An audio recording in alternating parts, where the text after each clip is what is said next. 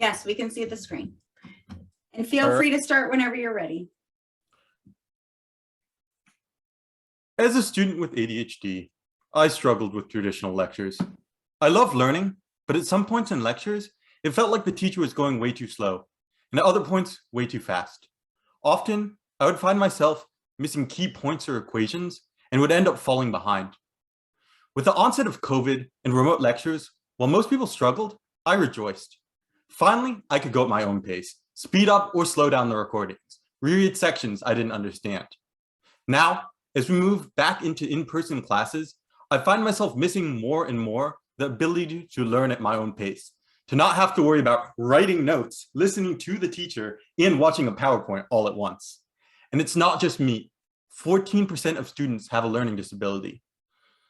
The people who feel this problem badly are both the schools and the students. The schools, because students with disabilities cost them over 2 times more than a student without, and because current solutions for those with attentional disabilities are expensive and often embarrassing to the students, so they don't get used as often. And the students, because 32% of people with ADHD drop out of high school compared to the 15% without. And people with ADHD are also half as likely to graduate college as to those without. I've been fighting against these statistics my entire time in high school and college. With the job market being in a flux and our futures uncertain, society can't afford to have 14% of the younger population to struggle to get through their education. Most classes or lectures build off the information they teach. If you miss a major topic, you could be playing a game of catch-up for the rest of the class or even for multiple classes. Another problem is anxiety is at an all-time high in high school and colleges. Asking a question can be horrifying, and asking a question on Zoom is even worse. Your face pops up on the big screen. We're constantly training ourselves to instantly respond to our phones. So why not use that to help us focus? Alerty automatically transcribes the lecture, and during important moments, the phone will vibrate and the text will be highlighted in blue. This is especially useful to those with ADHD or autism who might not be able to recognize these important moments on their own.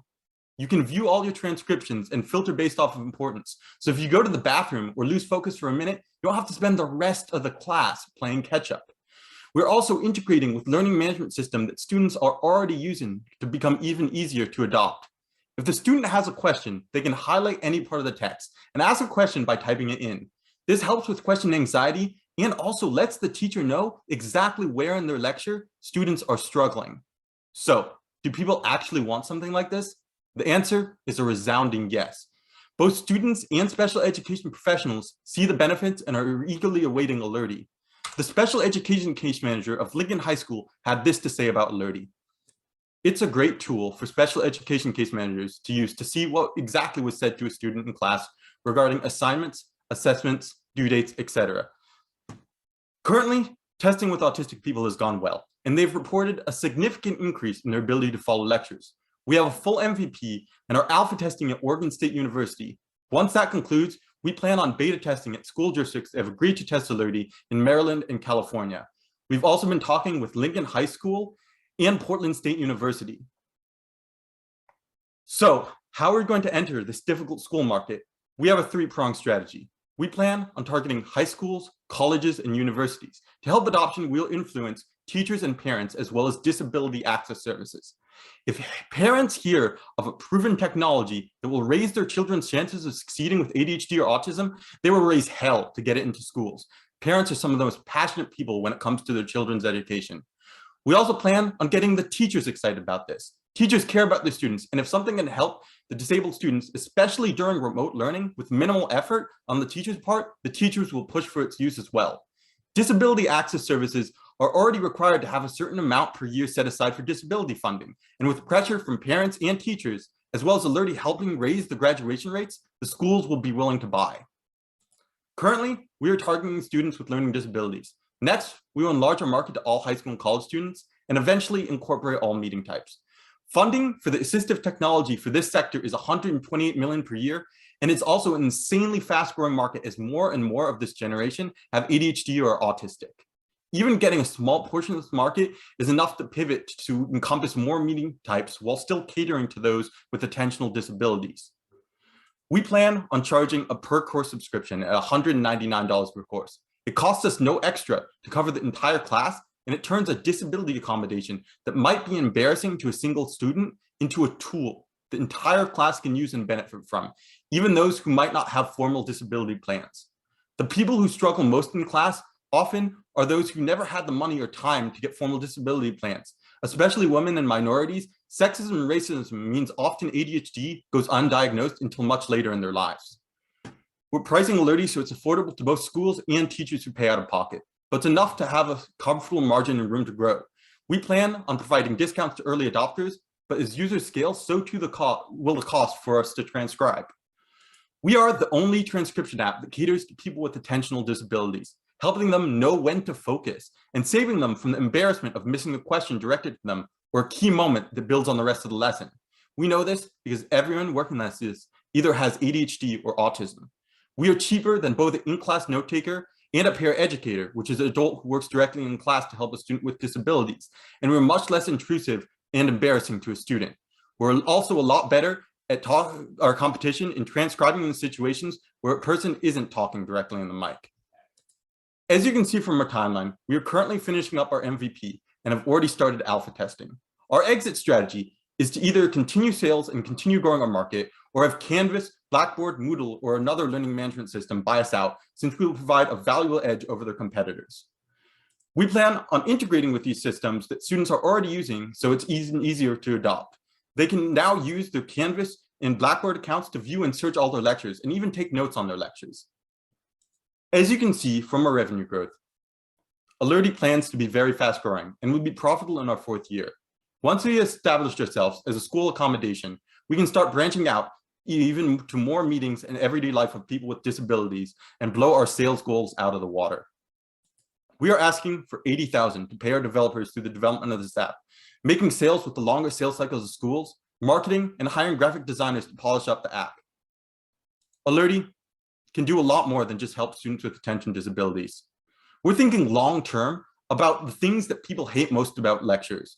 We're grabbing the audio directly from the teacher's phone, so why not allow students with difficulty hearing to hear the audio live at whatever volume they want? Note-taking in lectures is hard, so we're integrating that in with the transcription. Students who speak a foreign language might want to be able to instantly translate it to their native language. If every student who was left behind or didn't catch a phrase asked the teacher to repeat themselves, there would be no time for the lesson. This is our problem. All of our team has struggled in school and yet overcome the odds. We all have either ADHD or autism and are making this product because it would have really helped us and people like us in class. I failed many classes because I couldn't grasp one concept, but that doesn't mean I can't be successful. Our team consists of myself. I wrote code for Legacy's Glaucoma Research Laboratory in Portland. Jade Dusklowski, former lead statistical analyst at Liminal Enterprises. Nicholas Craycraft, formerly at the Google Home team, and a bunch of other wonderful programmers and business people. We also have multiple wonderful mentors who are helping us succeed. Alerty automates accommodations that currently require the time of dedicated paraeducator. This preserves students' dignity and saves school money. Economies of scale means it's easy to give these accommodations to any student who wants them, which makes education more pleasant whether or not you have a diagnosis. Here's a demo of Alerty for a short lecture. This is the Alerty beta app. As you can see, everything I'm saying is transcribed. If the teacher says something important, the phone will vibrate and the text will be in blue. I can highlight text as a student and either ask a question or highlight it for the future.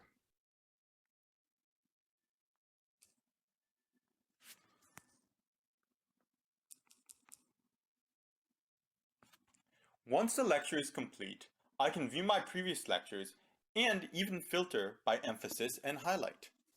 1 minute warning.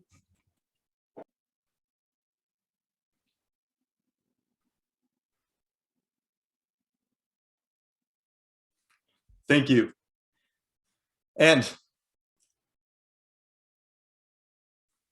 thank you.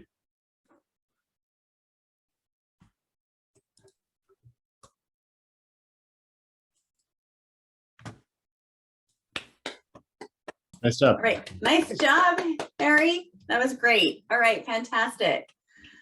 David, I'll let you moderate the Q&A. Okay, Ben, you're up my upper left-hand screen. I'm going to start with you, and then we'll cycle through the Okay, sounds good. Very, very nice job, Harry. Good overall presentation. I really liked it. And I especially appreciate that everybody on the team is personally related to this problem. I think that means a lot for your customers as well. So I think that's something that you should be, honestly, you should be advertising more. I think that's something that you should put up front as opposed to at the end of the presentation. These are two interrelated questions. You say you want to raise $80,000, and you kind of went through the slide quickly, so I didn't catch all of the uses of funds. But what specifically are your targets with that 80,000? And when I ask about targets, I specifically mean number of students that are on the platform and number of students who are actually using it. And then by the same token, what do you see as your actual adoption rate within a school? So let's just take a typical high school with, I don't know, let's call it 20 or 30 classrooms that might be at like junior or senior level students or similar universities. Of that population, how many do you actually see adopting this? So two kind of related questions. So I'll answer the second question first. The second question is adoption and how we see it adopted in schools. And initially, we want to go after the rabid fans, right? So we don't want to go over for people who are like, oh, this would be pretty cool to use. We want to go for people who are like, I need this. This would help me not fail. Mm-hmm. And so that's normally around 5% of students who are like, this is something I need, versus like most students who I've talked to, and I've interviewed a ton of students, pretty much anyone who I could talk to in my classes. Most students are like, oh, I could use that. But we really want the people who need it first. Mm-hmm. And so then thinking about a typical high school, anywhere from 1,000 to 2,000 students, maybe a little bit more, you're looking at anywhere from 50 to 100 students that would be using this in a school. Yes, at the start. Obviously, we want to have everyone using Alerty, but with the development for $80,000, we want to get those rabid fans, the ones who are lining up and willing to go through hardship to use Alerty. And then I guess just coming back to that last question. So for $80,000, how many, like as an actual number, how many students do you think you'll get on the platform? So the market of disabled students, it's I'm just going to do some quick math here. We have 200 students in, 200 million students in colleges. 14% of those are disabled, and I would say that we could get a 1% slice of that amount. So 1% of 14% of 200 million. With your 80,000. With our 80,000, yeah. Okay. It's a lot of students. It's a lot of students. Okay. Thank you. Latif, you have a question. Great job, Harry. It was really interesting. I can see that you're super passionate about it, and it was great to see that your whole team is. I guess my question is, one of the challenges you sort of mentioned was the longer sales cycles for schools. And I know some people who work in, the computing systems at universities, and they have annual budget cycles. And so one of the concerns was, if you're sort of trying to get this launched, how are you going to kind of get in the door and quickly make, kind of those first sales and be able to kind of create some traction? So there's two things that we've been doing. One is what we like to call the ramen noodle budget, right? So we are really bootstrapping this right now, and we're doing all we can to reduce costs and to extend the runway of the company. So whether that be living with our parents or renting a apartment that's more on the cheaper end, stuff like that, the ramen noodle budget lifestyle.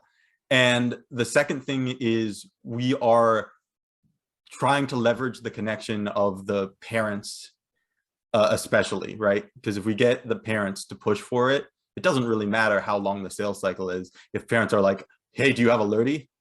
You don't have Alerty? I don't want my kid going to this school. My kid's not it's going to be lowered graduation rates. It'll help us get in the door more than just that. Okay. And then how did you come up with the price of $199? I'm sort of curious about can you give me a little more background on like how you came up with that number and why you think that's the compelling, sort of price point? So it's $199 per course per term. And we came up with that number by saying, okay, so this is how much it takes for us to transcribe.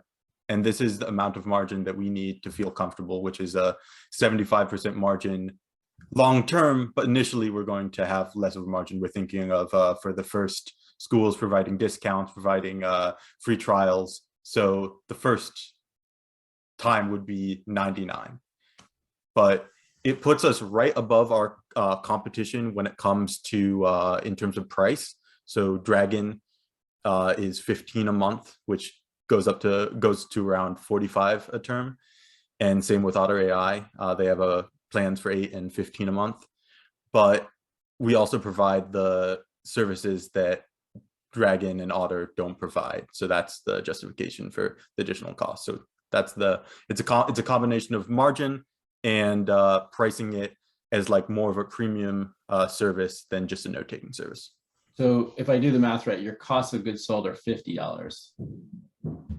Yeah, Roughly. I mean, 48, but yeah. Okay. Round up, round up. Just a round number. Okay, Anna, maybe a quick question from you? Yeah, my quick question will actually be around the product itself.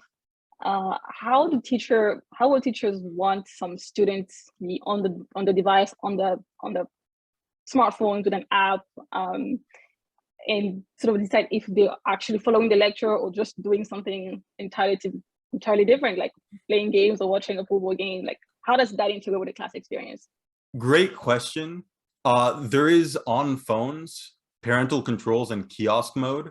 So if the goal is to make sure that they are on Alerty, which would be more for high school students rather than college students, because college students are more self-managed and there's nothing that can really stop a professor from telling you to get off your phone, then it will lock it to Alerty. And we also plan on having metrics so a teacher can say, oh, wow, their engagement is low. They're probably not on Alerty, or they're probably not using Alerty. Okay. Great. For interest of time, we'll just keep it to one question. Yeah, great. Well, I'll start with you next time. So, okay, judges. So we're now at the phase for Alerty. So if you're filling out this card, and we have a little tracking mechanism to see who's completing their scoring, and so then we'll get ready for the next presentation.